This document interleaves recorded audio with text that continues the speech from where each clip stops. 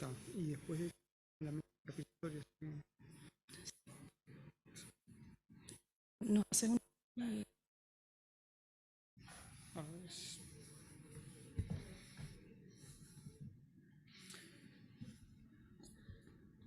Bueno, buenas tardes a todos.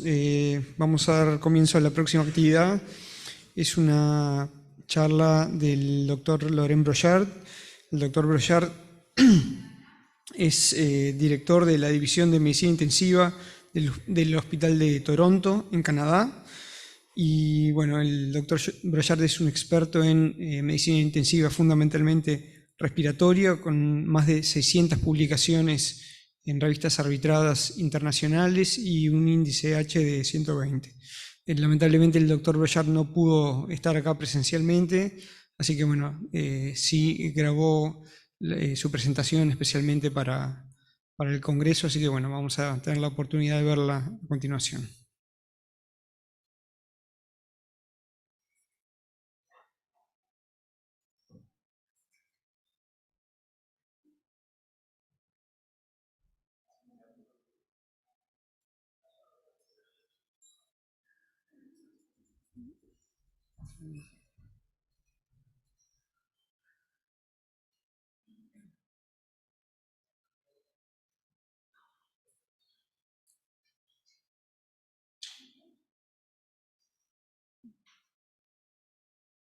Becas de investigación o equipos de las diferentes empresas que se enumeran aquí. Hola a todos, gracias por la invitación.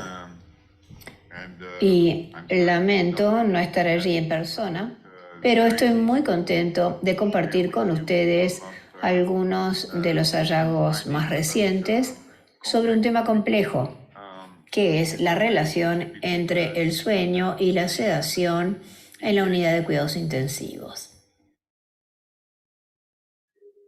Mi laboratorio ha recibido becas de investigación o equipos de las diferentes empresas que se enumeran aquí. Y me gustaría mencionar muy brevemente lo que sabemos sobre el sueño en los pacientes en la unidad de cuidados intensivos y, a decir verdad, no sabemos mucho al respecto. Como saben, el sueño se describe en diferentes etapas.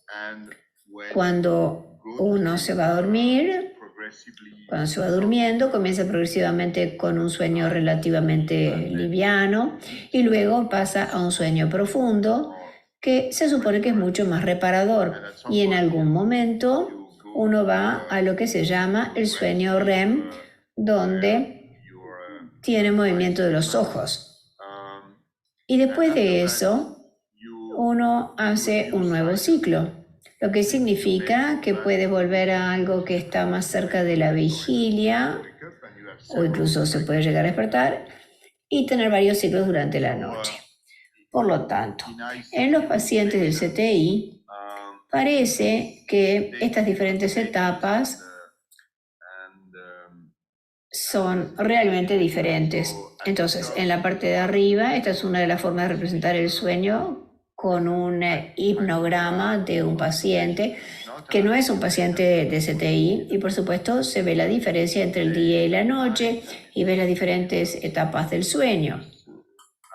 En pacientes de unidad de cuidados intensivos, por lo que sabemos, y cuando somos capaces de dar un puntaje a la etapa del sueño según la clasificación habitual, se ve que la mayoría de las veces hay poca diferencia entre el día y la noche, y los pacientes no tienen la mayoría de los ciclos, tienden a permanecer en un sueño superficial durante mucho tiempo. Sabemos que hay muchos factores que afectan la calidad del sueño en un paciente en el CTI. Por ejemplo, si nos fijamos en la interrupción del sueño, sin duda el ruido es un factor importante. Y cuando nos fijamos en el tipo de ruido, hay muchos ruidos posibles en el CTI. Es interesante ver que el ruido más frecuente que provoca interrupciones es cuando hablamos, y cuando se supone que el paciente está tratando de dormir. Pero, repito, hay muy pocos estudios, pero los datos sugieren que la interrupción por sí misma con el medio ambiente, la interacción, la atención a las actividades, eso representa menos del 30% del despertar, que son muy frecuentes en los pacientes de CTI. Por lo tanto, sugiere que hay otros elementos del entorno o el tratamiento de los pacientes en estado crítico que hay que investigar en la patogénesis de la alteración del sueño en el CTI. Y como la gente diría, el factor obvio aquí es la sedación. Y sorprendentemente sabemos muy poco sobre el efecto de la sedación, al menos la forma en que la administramos en el CTI, con infusión continua. Entonces, ¿por qué damos sedación? Damos sedación porque queremos controlar el impulso respiratorio, queremos controlar la interacción con el ventilador. Sabemos que el impulso respiratorio es algo un poco complejo, pero creo que también es importante porque estamos lidiando con ventilación mecánica y los pacientes con impulso respiratorio alto a menudo es importante tratar de comprender cuáles son los factores, los determinantes y qué hacemos a favor o en contra. Entonces, a la izquierda tienes la expresión clásica del impulso respiratorio, que es la cantidad de ventilación para un nivel dado de PCO2. PCO2 es realmente lo que el cuerpo está tratando de regular. Y la pendiente de esta relación, es decir, cuánta ventilación va a necesitar el paciente si el PCO2 sube, es realmente refleja, es una manera de medir el impulso respiratorio. Esta curva, esta relación, se ve profundamente afectada por una serie de factores. Puede ser exagerada o se puede deprimir. Puede haber una pendiente más pronunciada, si quiere, por hipoxia, por acidosis metabólica, por supuesto, pero también directamente por la disminución de la estimulación de los receptores, y muy a menudo vemos pacientes que tienen gasometría normal, pero que están muy estimulados debido a la lesión pulmonar en sí, ya sea en el pulmón o en los bronquios. Y a la inversa, tratar de disminuir esta curva de ventilación, puede estar influenciada por la alcalosis metabólica y por la sedación. Así que, de hecho, la alcalosis y la sedación son dos factores que pueden disminuir la respuesta del paciente. Así que aquí hay una segunda curva que se llama la curva metabólica, que indica cuánta ventilación se necesita para llegar a un cierto nivel de PCO2, y esto depende de la eficiencia del sistema ventilatorio, que depende del espacio muerto y, por supuesto, también de la cantidad de CO2 producida por el cuerpo. Por lo tanto, con un alto espacio muerto y con un alto contenido de PCO2, la curva metabólica puede ser mucho más alta. Por lo tanto, la posición en la que se encuentra el paciente es como la intersección de estas dos curvas. Justo en la parte de más abajo pueden ver que si tomas la curva negra recta, ves que no va a cero, porque significa que cuando uno está despierto no entra en apnea. La línea punteada indica lo que uno hace cuando está dormido. No entras en apnea, no, dejas de ventilar, y en cierto modo esa es la razón también para dar sedación, para detener, para hacer que el paciente tenga menos respuesta y para hacer que el paciente entre en apnea. A la derecha, y esto es importante de entender, es lo que observamos en los pacientes críticos. Recuerden que la curva de ventilación es la respuesta del cerebro con la cantidad de ventilación, me corrijo, la cantidad de ventilación que el cuerpo puede producir. Pero la curva cerebral es lo que al cerebro le gustaría obtener. Y cuando hay una enfermedad, hay una disociación entre la curva cerebral y la curva de ventilación. Y esto tiene dos implicaciones importantes. En primer lugar, esta es la razón por la cual los pacientes se vuelven disneicos, porque les gustaría tener más ventilación, pero no lo pueden. Por lo que la curva cerebral y la curva de ventilación son diferentes. Y en segundo lugar, la disociación entre estas dos curvas es la razón por la que ofrecemos ventilación mecánica. Intentamos llenar el hueco o la diferencia entre la curva cerebral y la ventilación. Así que, si quieren, lo que hacemos como clínicos intensivistas es dar ventilación mecánica e intentar adaptar al paciente con sedación. Por lo tanto, hacer la transición del paciente de esta fase inicial en la que le damos mucha sedación a la respiración espontánea es complicado. A menudo es todo un reto y puede tener eventos realmente adversos. Este es un lindo estudio realizado por el grupo en Buenos Aires, donde estudiaron a los pacientes que no lograban hacer la transición de la ventilación controlada a la respiración espontánea, después de tener ensayos de despertar y tratar de hacer ensayos de despertar espontáneo. Y entonces separaron a los pacientes con presiones para éxito, los que tuvieron éxito en la transición al soporte de presión, y los que fracasaron, por lo que tuvieron que volver para ayudar al control. Y también los separaron porque esto fue durante la mitad de fue durante el periodo COVID. Por lo tanto, hubo que describir al paciente según tuviera o no COVID. Durante la pandemia de COVID hubo muchos más pacientes que fracasaron en esa transición. Y lo interesante es que muestra que los pacientes que fracasaron tienen una duración mucho más larga de ventilación. Y por supuesto la transición se hizo casi con los mismos criterios para todos los pacientes. Por lo tanto, tienen más tiempo con ventilación mecánica y peores resultados. Por lo tanto, la mala transición tiene un efecto importante en el resultado. Y sabemos que aquellos pacientes que no logran volver al control asistido, fundamentalmente es por un impulso respiratorio alto. Así que este es un estudio relativamente pequeño, pero se trataba de pacientes con COVID-19. Compararon a los pacientes después de la fase inicial, aquellos que, digamos, hicieron una buena transición al soporte de presión y luego tuvieron una recaída y no pudieron permanecer con el soporte de presión. Y se ve que el valor de P01, que es el índice de impulso respiratorio, que ahora se puede medir en la mayoría de los respiradores, era mucho más alto en pacientes con recaída. Y lo mismo se aplica a la presión delta cuando se hace una oclusión completa.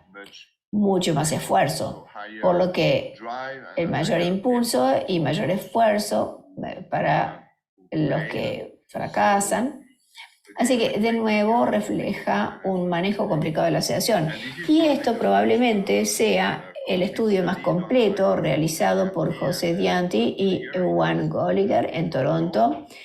Y realmente es un estudio muy complicado. Tomaron pacientes con insuficiencia respiratoria hipoxémica muy severa. Verán que la mitad de los pacientes estaban en ECMO. Y al momento de la inscripción, el 100% de los pacientes no tenía esfuerzo respiratorio, no respiraban. Y después de iniciar la respiración espontánea, definieron un umbral para lo que debería ser un patrón de respiración seguro. Y verán que la gran mayoría de los pacientes, justo antes de suspender la sedación, tenían un patrón de respiración terrible, no podían controlarse. Y de nuevo muestran lo que se puede hacer por los pacientes que no están en ECMO y los pacientes que están en ECMO, Así que intentaron hacer una valoración del nivel de soporte de presión y el nivel de PIB, y luego en algunos pacientes agregaron un bloqueador neuromuscular parcial. En pacientes con ECMO se adaptó el flujo de gas de barrido para mantener un nivel seguro de respiración espontánea. Por lo tanto, solo quiere decir que cuando se inicia la sedación en estos pacientes, muy a menudo es muy complicado manejar la ventilación y mantener un nivel seguro de flujo de aire respiratorio. Así que vayamos a la sedación. ¿Qué sabemos? Como dije, no sabemos mucho sobre la sedación. Sabemos que en cuanto se administra sedación intravenosa continua, se produce una desorganización de la ritmicidad circadiana y de la regulación sueño-vigilia. Entonces, esto es solo un ejemplo, pero es como si el reloj interno se desactivara o si se dejara engañar por la sedación. Y esto probablemente tenga consecuencias importantes en una serie de factores. ¿La sedación que le damos al paciente es buena o mala? Hay muy pocos datos en STI, para ser honesto, y este fue un estudio pequeño en pacientes que no estaban en sedación, como en ventilación crónica, y no encontraron ninguna mejora con propofol en comparación con la noche sin propofol. La eficiencia del sueño no fue diferente. Y las etapas clásicas del sueño fueron más o menos las mismas. Repito, un número muy pequeño de pacientes y aún menos sueño REM con propofol. Por lo tanto, lo que sabemos, y de nuevo no proviene principalmente del estudio del CTI con un tipo diferente de fármacos, es que los fármacos como el midazolam y benzodiazepinas en general tienden a disminuir el sueño profundo y disminuir el sueño REM. Lo mismo para el propofol, por lo que sabemos. Tal vez haya alguna ventaja de la dexmedetomidina que puede preservar mejor el ritmo circadiano, pero esa es una información muy preliminar. Otro dato que sabemos es que no existe una relación directa clara entre lo que medimos al pie de la cama, la puntuación de sedación y el impulso del paciente. Se trata de dos estudios que analizaron la puntuación RASS al nivel de sedación del paciente y compararon el impulso medido por P01 y saben que en los dos estudios no hay relación. Lo que significa que si quieren saber el impulso, no deben confiarse en el grado de sedación que deben medir, porque es, como dije, está relacionado con muchos factores, incluida la lesión pulmonar en sí, y ciertamente no se predice bien por la puntuación de sedación. Entonces, lo que es realmente complicado en la UCI es que cuando intentas aplicar los análisis clásicos del sueño, al menos la mitad de los pacientes no se pueden clasificar. Y no se pueden clasificar porque ambos tienen un sueño normal que difiere completamente de los pacientes sin respirador, y también tienen una etapa de vigilia muy anormal. Por lo tanto, ha habido diferentes intentos por proponer nuevas clasificaciones para el análisis del sueño, porque, repito, el análisis clásico fallaba muy a menudo y no podíamos obtener información, especialmente en pacientes sedados. Lo que es nuevo en este campo es que hay un nuevo sistema que ha sido inventado por McIones, llamado el producto de la razón de probabilidades o el producto de odds ratio, el ORP, y se basa en un análisis continuo del electroencefalograma. Como pueden ver, es un sistema relativamente pequeño donde se agrega el electromiograma y análisis de movimiento ocular, pero se basa en un análisis continuo del espectro de potencia de las diferentes bandas de frecuencia que generalmente se toman para describir el electroencefalograma, diciendo que hay ondas delta, teta, beta, y haciendo una relación de las diferentes bandas de frecuencia. Calculamos el ORP y, para hacerlo simple, es de 0 a 2,5. 0 significa muy profundamente dormido y 2,5 significa completamente despierto. Así que te da una descripción continua del continuo de sueño a la vigilia. Y los datos que voy a presentar, y esta es una de las validaciones que hicieron en pacientes externos, porque tiene muchas ventajas. Es una grabación continua, no tienes que poner puntajes durante mucho tiempo, como se hacía en el pasado, y también pueden tener muchos otros cálculos. Así que lo que les voy a mostrar es cómo se puede clasificar este continuo de sueño a vigilia con ORP. Cuando el ORP está por debajo de 0,5 lo llamamos sueño profundo, y como saben, se supone que este es el sueño profundo reparador, por lo que es bueno tener una suficiente cantidad de ORP de sueño profundo. Entre 0,5 y 1 es el sueño intermedio cuando te vas a dormir.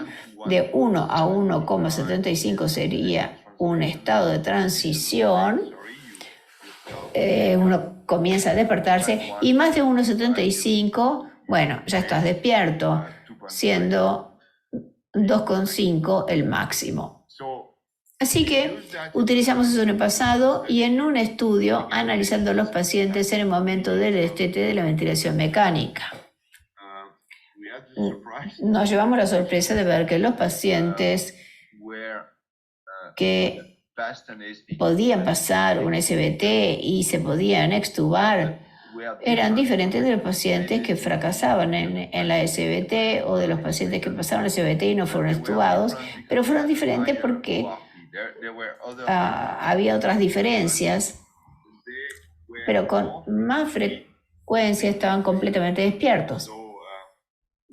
Curiosamente, descubrimos que para tener una mejor oportunidad de ser extubado, el factor número 1 era tener una buena vigilia.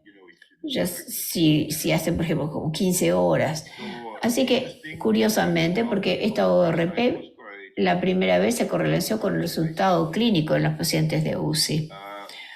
Ha habido algunos datos, de nuevo, en la UCI que utilizaban el ORP para tratar de ver el efecto de los sedantes, pero ese fue, de nuevo, el mismo tipo de población de pacientes de la UCI que no están en la fase inicial, sino que están lejos de la etapa inicial de la sedación, y descubrieron que en ese momento, si le hace un poco de propofol o dexmedetomidina, parece que uno está tratando de lograr una sedación ligera.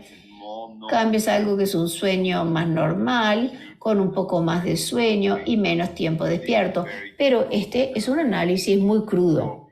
Por lo tanto, los datos que les voy a mostrar aún no se han publicado, pronto los enviaremos, pero queríamos saber qué sucede en la etapa temprana de la insuficiencia respiratoria cuando tenemos pacientes con insuficiencia respiratoria hipoxémica, incluido el SDRA. A este paciente lo sometimos a ventilación mecánica bajo sedación continua. Así que queríamos ver el tiempo que pasamos en sueño profundo, en sueño intermedio, en el estado de transición o despierto, según la evaluación clínica, la puntuación de RAS o SAS al pie de la cama, y terminamos en 3 categorías.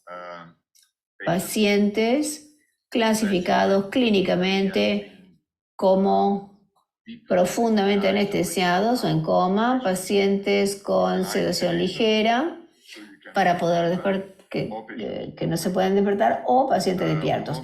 Queríamos ver si había una diferencia entre el día y la noche y queríamos ver si había un impacto de diferentes sedantes y diferentes dosis. Así que este es un estudio sobre esos 50 pacientes, 1.750 horas de registro, por lo que registramos todo lo que pudimos durante los primeros 7 días de forma continua, de sueño continuo. Teníamos 20 pacientes del Hospital St.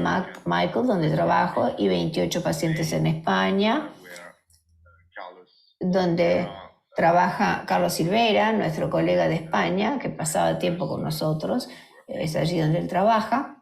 Así que este es el resultado final, el resultado global de lo que se puede ver cuando se observa a todos los pacientes. Así que aquí ven la cantidad de tiempo de registro que se pasa en el sueño profundo, en el sueño intermedio, en estado de transición y en la vigilia, por lo que todos los pacientes durante los primeros 7 días de ventilación mecánica, si juntamos todo, y eso se basa de nuevo en la clasificación de ORP. Así que podría decir, bueno, muy poco tiempo despierto, pero recuerden que esto son 24 horas de grabación, así que esto no es solo la noche. Por lo tanto, los pacientes es muy rara vez que se despierten normalmente. El sueño profundo, este es la mediana de valor, por lo que tienen un amplio rango de valores, pero en general es relativamente bajo. Es claramente más bajo de lo que se espera. Así que la primera pregunta que hicimos fue, ¿hay alguna diferencia entre el día y la noche? Así que el día fue de 7 de la mañana a 7 de la tarde. Esto representa 420 horas. Esta es la noche, 7 p.m. a 7 a.m., 483 horas. Así que, como pueden ver, no hay absolutamente ninguna diferencia. La cantidad de sueño profundo, estado de transición del sueño, vigilia, es exactamente lo mismo. Así que, repito, esto no es completamente nuevo. Les dije que esto es lo que se sospechaba en la literatura, pero muy claramente colocamos a estos pacientes en una situación en la que hay una desaparición completa del ritmo circadiano, que se supone que es realmente importante para una serie de funciones fisiológicas. Y se podría decir que eso es cuando los pacientes están bajo sedación. Pero observamos a los pacientes que no recibieron sedación, por lo cual la ausencia de sedación en estos pacientes significa que la sedación se ha detenido, porque inicialmente todos estaban recibiendo sedación cuando los pusieron en ventilación mecánica, pero alrededor de los 7 días a varios de ellos se les detuvo la sedación. Y por supuesto, eso no significa que estuvieran despiertos, pero no tenían sedación. Y la misma clasificación ORP, sueño profundo, estado de transición y vigilia. Así que, de nuevo, no muy diferente de la otra cifra que vimos, tal vez un poco más de vigilia, que, repito, noche, día, hacer diferencia. Así que no es solo que pierdas el ritmo circadiano, sino que cuando dejas de sedar, lo has perdido, ¿no? Y puede pasar un tiempo antes de que recuperes el ritmo normal. Así que eso es potencialmente un gran problema. Luego observamos si la profundidad del sueño era diferente o si estaba de acuerdo con la clasificación clínica. Por lo tanto, estos son pacientes que están bajo parálisis. Entonces, la buena noticia es que la mayoría de los pacientes tenían un sueño profundo o sueño intermedio. Muchos de ellos estaban en sueño intermedio, es decir, no en sueño profundo. Y verán que el sueño intermedio, que es un sueño relativamente superficial, puede ser inducido por una dosis muy alta de sedación, así que eso lo veremos más adelante. Pero luego, si comparan los pacientes que se clasifican clínicamente como sedados profundos, eso es lo que llamamos coma, podría llamarse anestesia profunda. Así que, de nuevo, este predominio del sueño intermedio, comparando con los pacientes con sedación ligera, por lo que clínicamente están un poco menos sedados, no difieren realmente. En todo caso, el sueño profundo puede ser un poco más alto y el sueño liviano puede ser un poco más bajo. Y cuando vas a los pacientes que se clasifican de acuerdo con la puntuación de sedación, y tomamos la puntuación de sedación de las enfermeras, y cuando no había puntuación de sedación, lo medimos nosotros mismos. Por lo tanto, los pacientes fueron clasificados como despiertos. Bueno, son casi lo mismo. La mayor parte de su tiempo es ya sea sueño intermedio o estado de transición. Y de nuevo, la vigilia es, recuerden, de 1.75, es muy, muy bajo. Y es interesante porque en nuestro estudio anterior, realizado por Martin Rees, en el estudio encontramos que la cantidad de vigilia era realmente el factor clave para cada extubación exitosa de CBT. Luego nos fijamos en las drogas y realmente son datos fascinantes porque no son aleatorios, es solo observacional. Son pacientes como están en la unidad de cuidados intensivos, cuando un médico decide administrarles sedación. Y teníamos diferentes tipos de sedación, que por supuesto el midazolam era uno de los fármacos más utilizados en la unidad de cuidados intensivos. Así que logramos analizar o comparar los niveles de sueño según la dosis de midazolam. Y ven aquí a la izquierda, tiene una dosis alta de midazolam. A la derecha tienen una dosis media de midazolam. Y aquí, más a la derecha, la dosis baja de midazolam. Y si nos fijamos en el sueño profundo y comparamos una dosis alta de midazolam con una dosis media de midazolam, parece que cuando se administra más midazolam, se duerme menos profundamente. Repito, esa es una observación, pero se ve más sueño intermedio y menos sueño profundo, lo que indicaría que se trata de un sueño muy, muy anormal. Esto es ciertamente anestesia, no sueño. Y hay muchas otras diferencias que no tengo tiempo de describir. Pero es aún peor cuando se administra una dosis alta en comparación con una dosis media o baja de midazolam. La segunda observación es que se ve la vigilia, la dosis alta, la dosis mediana, la dosis baja. No hay diferencia en la vigilia, casi nunca. No hay vigilia, sea cual sea la situación. Luego, si nos fijamos en el propofol, que fue el segundo fármaco más utilizado, tendemos a ver lo mismo. Tal vez sea un poco menos, pero de nuevo, si pasas de una dosis media a una dosis alta, digamos que no mejoras la calidad del sueño. Una vez más, si el sueño profundo es reparador, tienes un sueño un poco menos profundo con una dosis alta de propofol. Curiosamente, con propofol en dosis bajas, es el único fármaco en el que se puede estar bien en comparación con benzodiazepina, digamos, en el que se puede tener algo de vigilia. Así que son observaciones realmente fascinantes que sugieren que una dosis más alta de sedación no mejora la calidad del sueño, sino que tal vez empeora con un sueño menos profundo.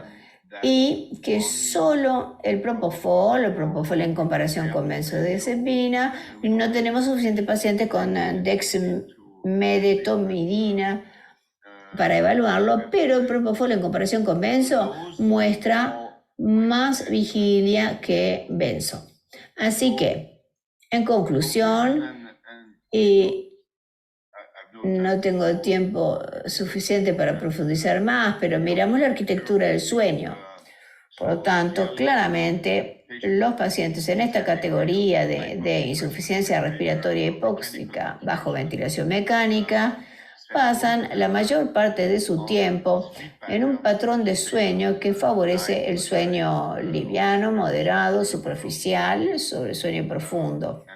Y esto es algo que no mostré, pero dicen que un número muy alto de intrusión en la vigilia, que es muy diferente de lo normal, por lo que claramente no es un sueño normal. Y otra razón por la que no es un sueño normal es que no tiene o tiene muy poca vigilia. Por lo tanto, refleja un estado anestesiado más que un sueño natural. De manera que muy interesante. O sea que los niveles clínicos de sedación, las dosis altas de sedante, no mejoraron la profundidad del sueño y se ha visto que el aumento del midazolam no aumenta el sueño profundo y la dosis baja de propofol da como resultado una vigilia más prolongada y un sueño profundo.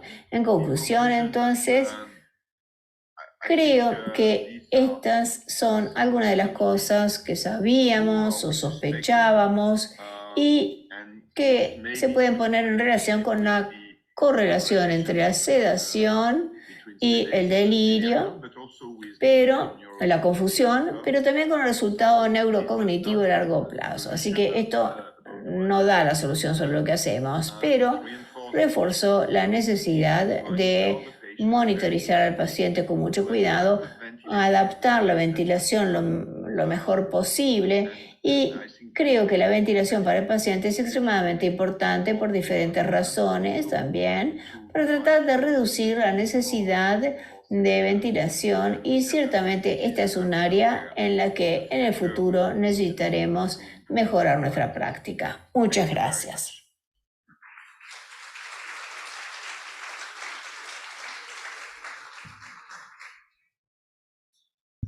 Bueno, muchas gracias. No tenemos tiempo para hacer comentarios por un tema de agenda, pero invitamos al doctor Rodrigo Beltramelli y Matías Pécora para que coordinen la próxima mesa del tema de respiratorio en el Congreso.